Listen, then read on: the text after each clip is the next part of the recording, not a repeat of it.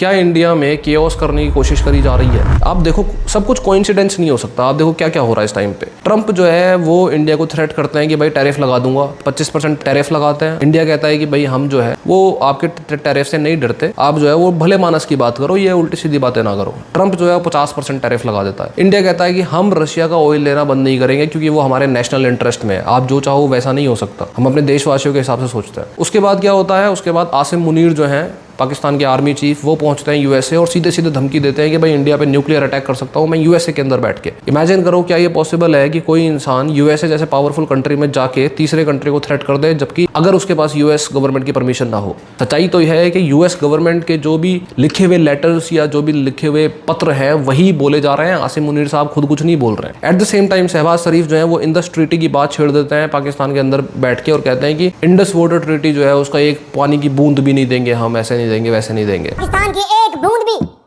तुम पाकिस्तान से छीन नहीं सकते। सब कुछ सेम टाइम पे हो रहा है। एट द सेम टाइम बहुत ही जो एकदम ऑब्वियस सी बात है, वहां पे आसिम मुनीर साहब जो हैं वो सीधे सीधे अंबानी की जो रिफाइनरी है जामनगर वाली, उसको थ्रेटन कर देते हैं कि उस पर हम मिसाइल अटैक कर देंगे। क्यों भाई? तुम्हारा उससे क्या लेना देना? इंडस वाटर ट्रीटी है वो बाकी इंडिया से लड़ाई है, उससे अंबानी की रिफाइनरी से क्या लेना देना? क्यों? क्योंकि अंबानी की जो रिफाइनरी है वो रशियन ऑयल को इंपोर्ट करती है डिस्काउंटेड प्राइस पे। तो फिर शब्द किसके हैं? सब तो फिर ट्रंप गवर्नमेंट के हैं। At the same time international court का डिसीजन आता है कि भाई इंडिया जो है वो इंडस वाटर ट्रीटी के तहत जो है वो पानी नहीं रोक सकता पाकिस्तान का। इंडिया कहता है हमें फर्क नहीं पड़ता। इंडिया के अंदर वोट चोरी की बातें चल रही हैं, जो कि ट्रू है नहीं है वो एक अलग चीज है, लेकिन at this point of time सिर्फ उस डिस्कशन को लेके आना जो इंडिया में लोगों में ट्रस्ट कम कर सकता है। सब कुछ कैसे कोइंसिडेंस हो सकता है? सब कुछ, इतना सब कुछ, वो भी सिर्फ कुछ दिनों के अंदर, अगस्त महीने के कुछ ही दिनों के अंदर इतना सब कुछ हो गया। इस पे मैंने एक लार्ज वीडियो बनाई है, यू मस्ट वॉच इट।